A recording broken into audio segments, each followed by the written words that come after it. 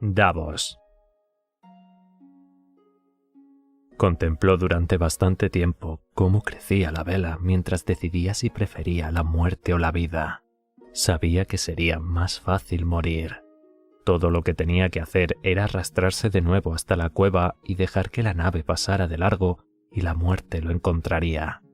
La fiebre llevaba varios días consumiéndolo, convirtiéndole las tripas en aguas marrón y obligándolo a tiritar en un duermevela agotador. Cada mañana estaba más débil. «Ya no falta mucho», se repetía.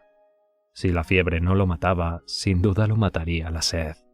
Allí no tenía agua fresca, a no ser por la escasa lluvia que se acumulaba en los agujeros de la roca.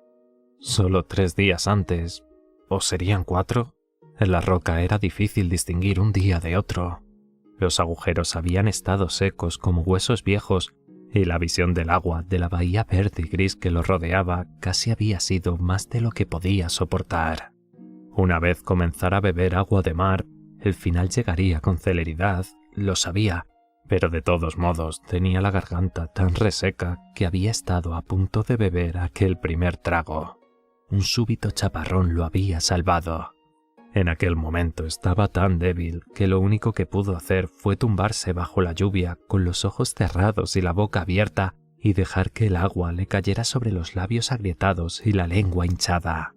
Pero después se sintió un poco más fuerte y los charcos, hendiduras y grietas de la isla volvieron a ofrecerle la vida una vez más.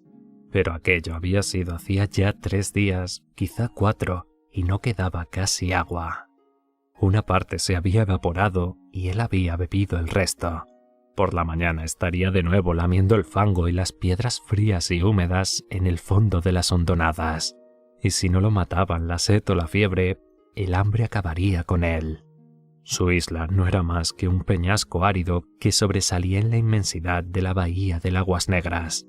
Cuando la marea estaba baja, en ocasiones podía encontrar unos cangrejitos minúsculos en la franja rocosa a la que lo había llevado la corriente tras la batalla. Le daban pellizcos dolorosos en los dedos antes de que los aplastara contra las rocas para chupar la carne de las tenazas y las tripas de los carapachos. Pero la playa desaparecía cuando la marea comenzaba a subir y Davos tenía que trepar por las rocas para evitar que el agua lo barriera de nuevo a la bahía.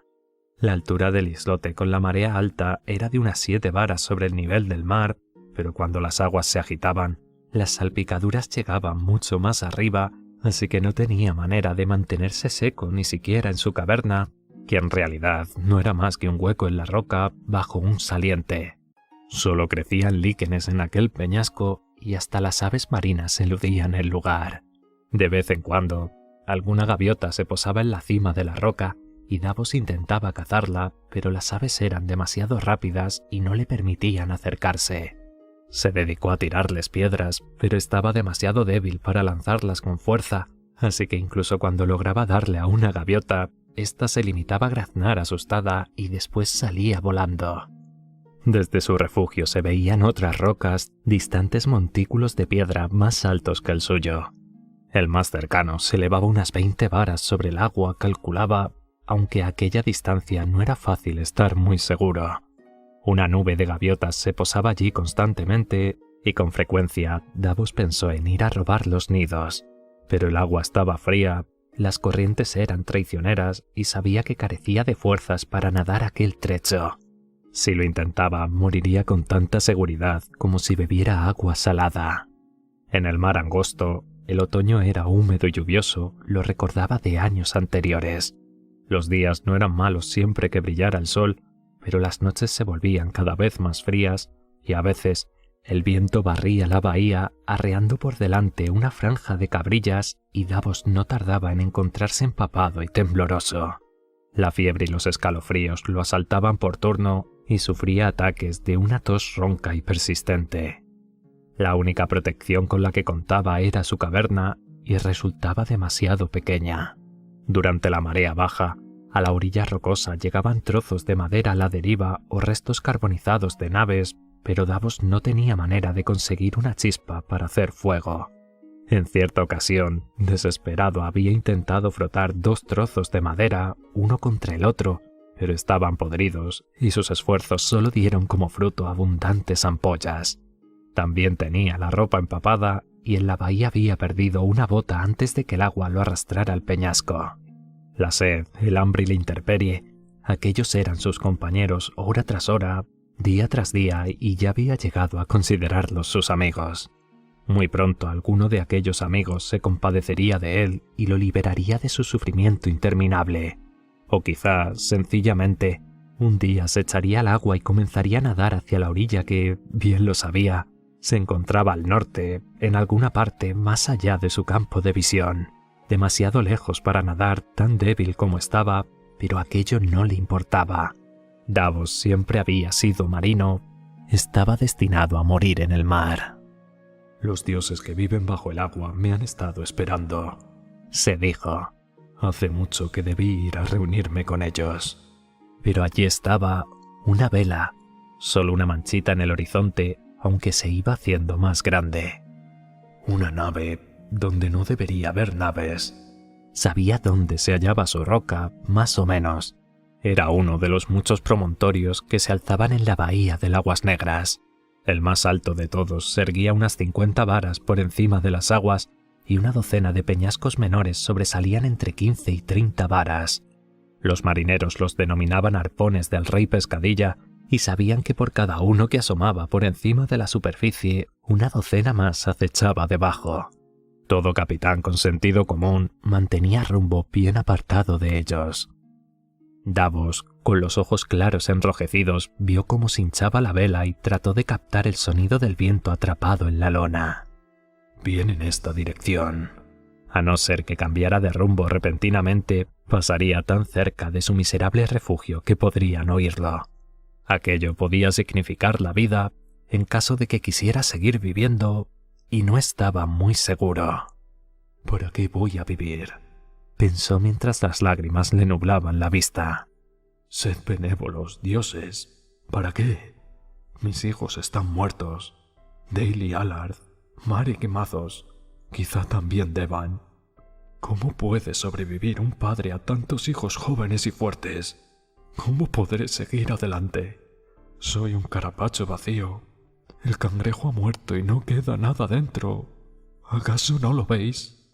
Habían subido por el río Aguas Negras, haciendo tremolar el corazón llameante del Señor de Luz. Davos y la Beza Negra habían permanecido en la segunda línea de batalla entre el espectro de Dale y la Lady María de Allard.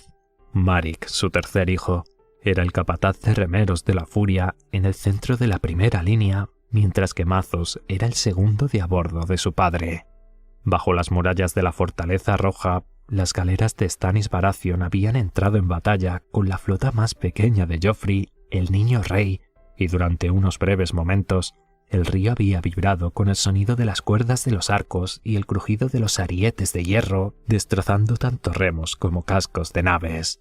Y de repente una enorme bestia soltó un rugido y se vieron rodeados por llamaradas verdes.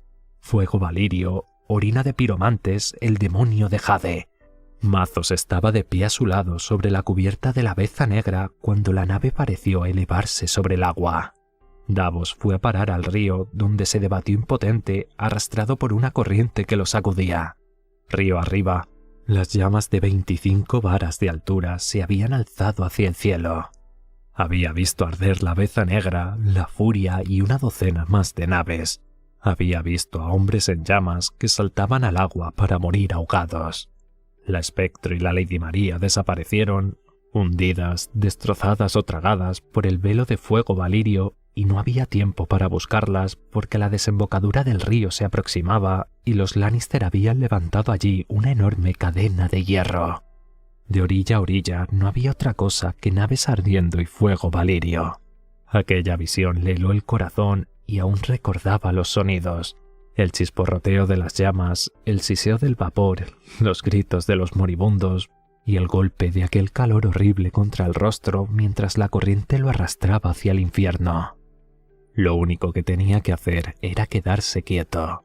Unos momentos más y estaría con sus hijos, reposando sobre el frío limo negro del fondo de la bahía mientras los peces le mordisqueaban la cara. Sin embargo, Aspiró todo el aire que pudo y se sumergió en busca del lecho del río. Su única esperanza consistía en pasar por debajo de la cadena, las naves en llamas y el fuego valirio que flotaba en la superficie del agua, en nadar deprisa hacia la seguridad de la bahía al otro lado. Davos siempre había sido buen nadador y aquel día no llevaba ninguna prenda metálica, salvo el yelmo que había perdido junto con la beza negra. Mientras cortaba el agua verde y turbia, vio otros hombres que pataleaban bajo la superficie, arrastrados hacia el fondo por el peso de la cota y la armadura. Davos los dejó atrás, impulsándose con toda la fuerza que le quedaba en las piernas y dejándose llevar por la corriente con los ojos llenos de agua. Bajó más y más y más todavía. A cada brazada se le hacía más difícil retener el aliento. Recordó haber visto el fondo blando y oscuro cuando un chorro de burbujas se le escapó de la boca.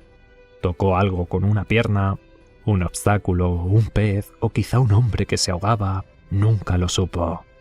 En aquel momento necesitaba aire, pero tenía miedo. ¿Habría dejado atrás la cadena? ¿Estaría ya en la bahía? Si emergía bajo una nave, se ahogaría, y si llegaba a la superficie entre las manchas ardientes de fuego valirio, al tomar aire se le calcinarían los pulmones. Se revolvió en el agua para mirar hacia arriba, pero salvo una verdosa oscuridad no había nada más que ver. Giró con demasiada velocidad y de repente ya no habría sabido decir dónde estaba la superficie y dónde el fondo. Le entró pánico. Revolvió el fondo del río con las manos y levantó una nube de limo que lo cegó. Parecía que el pecho le iba a estallar. Manoteó en el agua, movió las piernas, empujó y giró mientras sus pulmones exigían aire. Se impulsó con las piernas perdido en las tinieblas del río. Siguió y siguió hasta que no tuvo más fuerzas.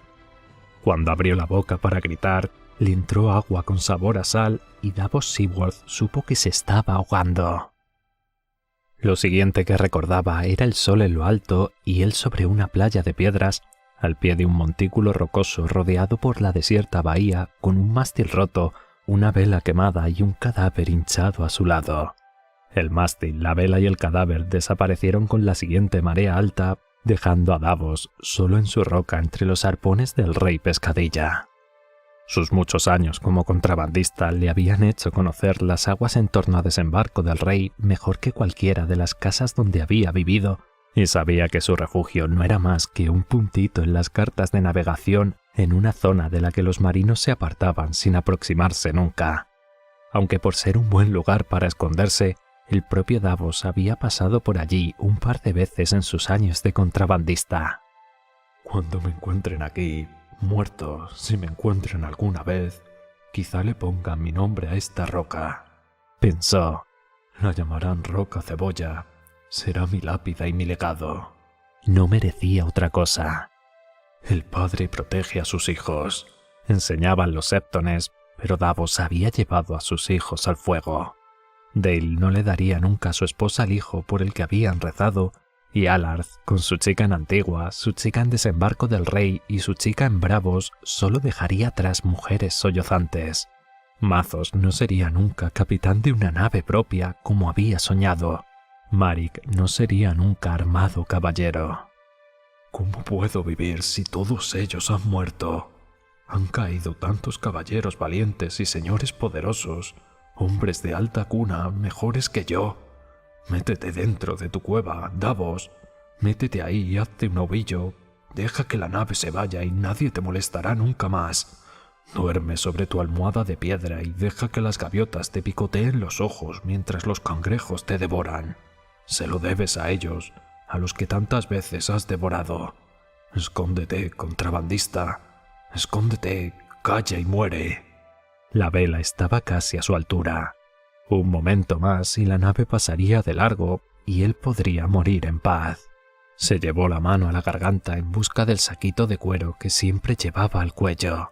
Dentro conservaba los huesos de los 4 dedos que su rey le había cortado el día que lo armó caballero. Mi buena suerte. Los muñones de los dedos palparon el pecho y buscaron, sin encontrar nada.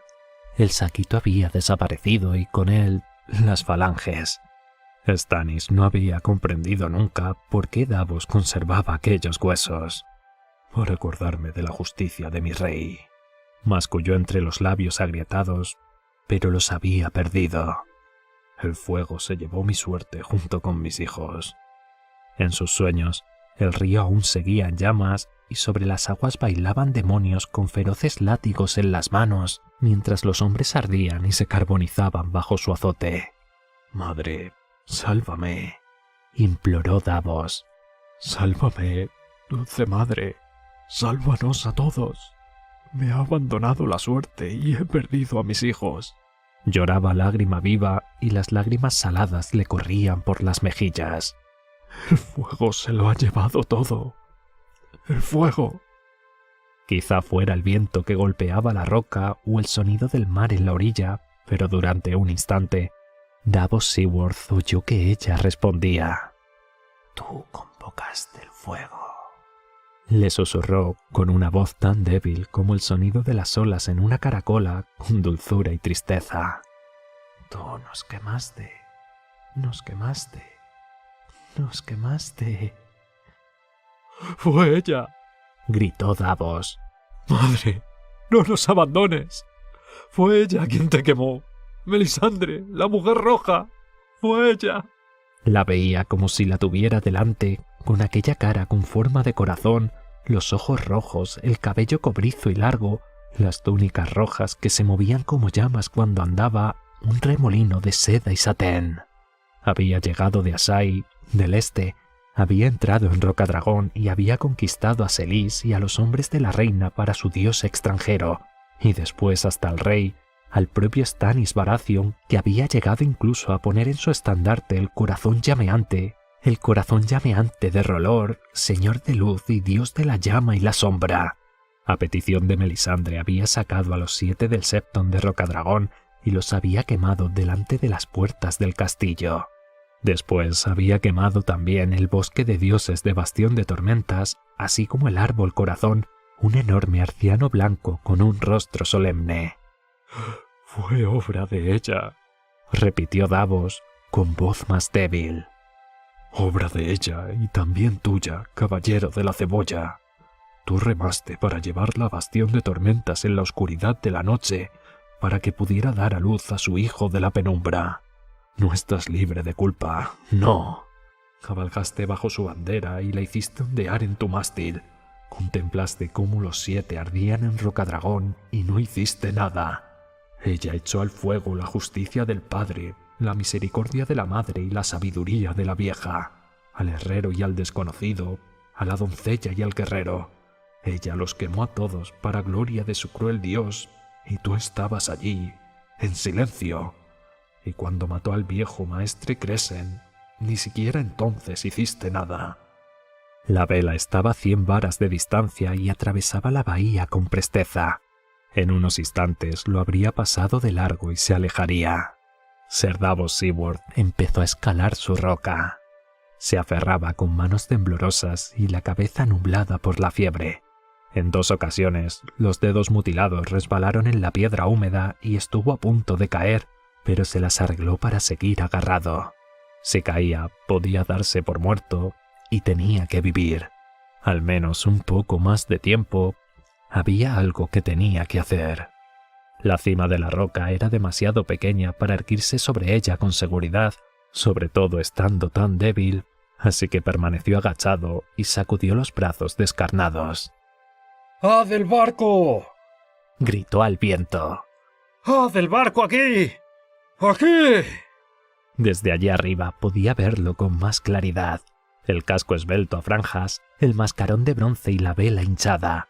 Había un nombre pintado en el casco, pero Davos no sabía leer. ¡Haz el barco!, volvió a gritar. ¡Auxilio! ¡Auxilio! Uno de los tripulantes en el castillo de proa lo vio y lo señaló. Davos alcanzó a ver a otros marinos correr a la borda para echarle un vistazo. Un instante después arriaron la vela de la galera y sacaron los remos, y la nave viró y puso proa hacia su refugio.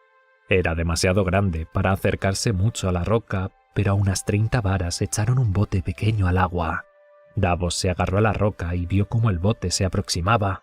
4 hombres remaban y un quinto iba en la proa. ¡Tú! Gritó el quinto hombre cuando estuvieron a muy poca distancia de la isla. ¡Tú, el de la roca! ¿Quién eres? Un contrabandista que se alzó por encima de sus posibilidades, Pensó Davos. un imbécil que amaba demasiado a su rey y olvidó a sus dioses. Soy... Tenía la garganta seca y se había olvidado de hablar. Las palabras le causaban una extraña sensación en la lengua y le sonaban más extrañas aún en los oídos. Yo estaba en la batalla. Era... capitán... caballero... Era caballero. Sí, mi señor. Respondió el hombre. ¿Al servicio de qué rey? De repente se dio cuenta de que la galera debía de ser de las de Joffrey. Si pronunciaba en aquel momento el nombre que no debía, lo abandonarían a su destino. Pero no, el casco tenía franjas. Era una nave lisena de Salador Saan. La madre la había enviado allí, la madre misericordiosa. Ella tenía una misión para él. Stannis vive. Supo entonces. Todavía tengo un rey e hijos. Tengo otros hijos y una esposa fiel que me quiere. ¿Cómo había podido olvidarse de aquello? La madre era misericordiosa, sin lugar a duda. De Stannis. Les gritó a los lisenos. Benditos sean los dioses. Sirvo al rey Stannis. Excelente. Replicó el hombre del bote. Nosotros también.